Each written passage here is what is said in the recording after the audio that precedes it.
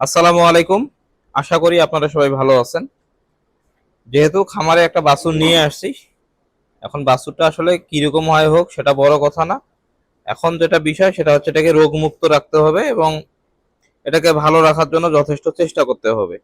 এখন কি কি করতেছি এই বিষয়গুলো আপনাদের সাথে শেয়ার করব। আজকে যেটা শেয়ার করব সেটা হচ্ছে আমরা ভ্যাকসিনেশন করব। তো এখানে দেখতে পাচ্ছেন আরিয়া এফএমডি যেটাকে বলে, এটা হচ্ছে মূলত এফএমডি বা খুরা রোগ এর একটা ভ্যাকসিন।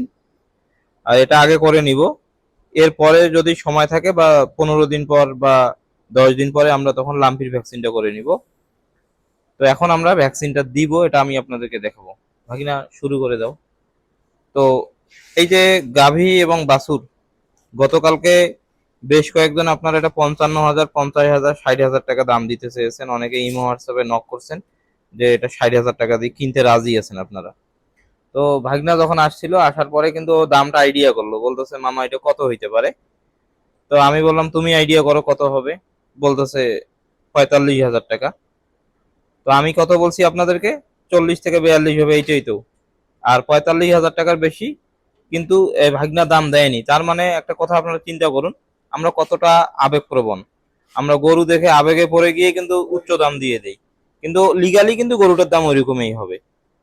আর দেখুন আমরা ভ্যাকসিন দিয়ে নিচ্ছি। কত সিসি দিলাম? 2 সিসি। আমরা 2 সিসি দিয়ে দিলাম।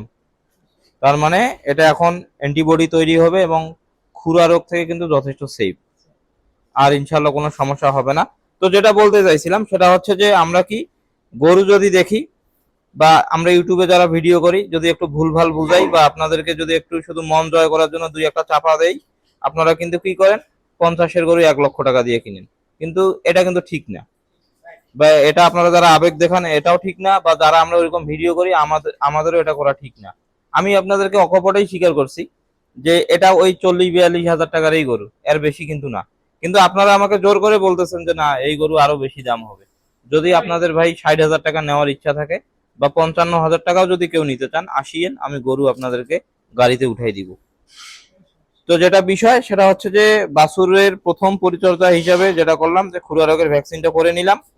আর এটার কিন্তু খুরা রোগের ভ্যাকসিন করাই নেই, কারণ এর খুরা হলেও কোনো সমস্যা নেই, ওর হবেও না ইনশাল্লাহ, কারণ এখনো হাড্ডি অবস্থায় আছে। আর হাড্ডি গরুকে আসলে যে আমরা প্রসেসটা দিব বা যে ট্রিটমেন্ট গুলো করবো, ইনশাল্লাহ আশা করা যায় রোগ প্রতিরোধ ক্ষমতা বেড়ে যাবে বা খুরা রোগ হলেও রিকভার করতে পারবে।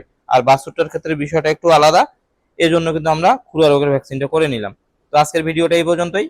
সবাই ভালো থাকেন, সুস্থ থাকেন, এবং যারা যারা খামার করতে যাচ্ছেন আপনাদের আবেগ কন্ট্রোল করেন, না হলে কিন্তু ভাই বাস খাবেন। ধন্যবাদ। আসসালামু আলাইকুম।